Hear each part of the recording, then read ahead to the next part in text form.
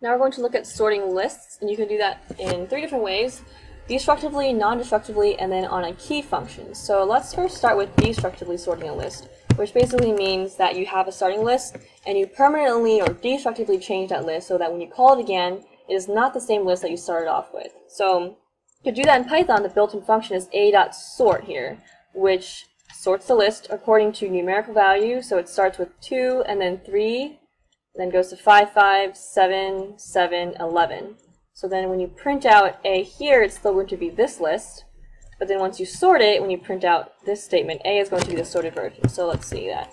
Right, so we start off with the initial list, and once we sort it, which is a destructive call onto the list A, we get a sorted list.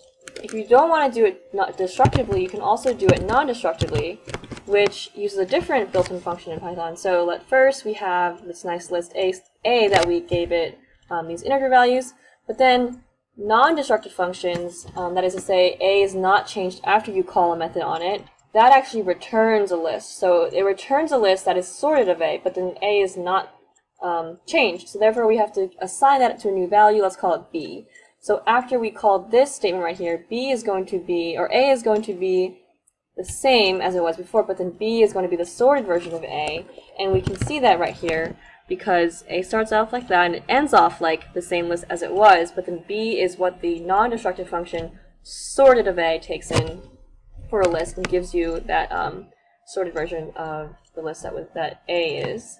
And finally, you can sort lists with a key function. So the default value here, if you just didn't have this argument, it would be the same thing, right? Because A is sorted based on the numerical value. So it starts off with a numerical value of, so that -5 is the least, so -5, then 3, 1, 2, so on and so forth. But if you end up sorting it on some kind of key function, in this case we're going to use absolute value. So it's going to look at the absolute value of each of these integers, whether it's negative or positive, and sort it based on that. But it's not going to actually change a negative value to a positive value. So by that I mean you're going to start off with 1, C2, then it's going to put in -3 after 2, going to put in -5 after -3, and then the rest, so 8 and 10. So in this case, this is also going to be non-destructive, so you can see that right here. If you print out what A is, it's going to be the exact same thing as it was. So, yep, 10 to -5, exactly what you started off with.